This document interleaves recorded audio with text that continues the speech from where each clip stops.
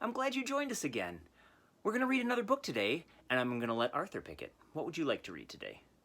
Well, I saw on the shelf a new book called Good Night Owl that looked pretty good.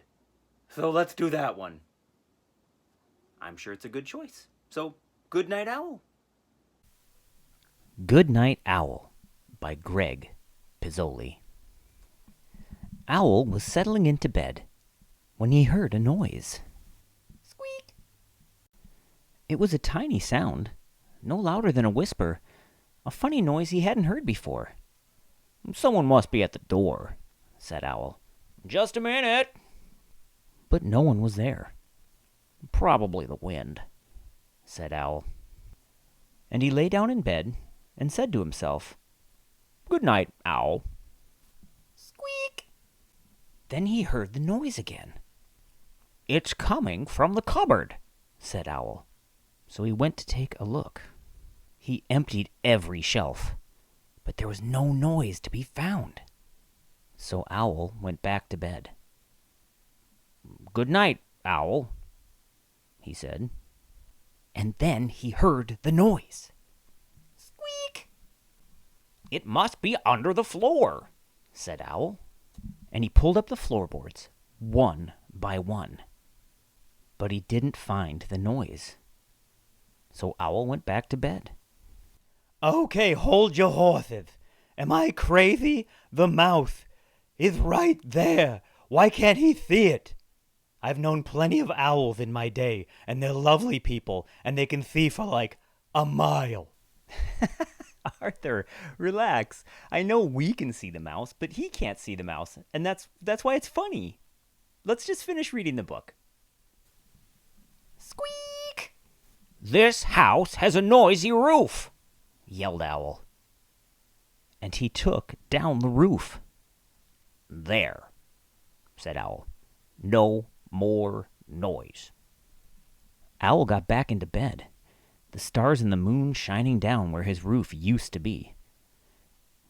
"Good night, Owl," he said. But Owl didn't close his eyes. He didn't dare. He knew that any second he would hear the noise. He waited. And waited. And waited. And waited. Squeak! "It's in the walls!" Owl screeched. "I'll get you, noise!" Owl said as he tore down the walls of his house. But he found nothing. The cupboard was empty. The floorboards were pulled up. The roof was pulled down. And the walls were gone.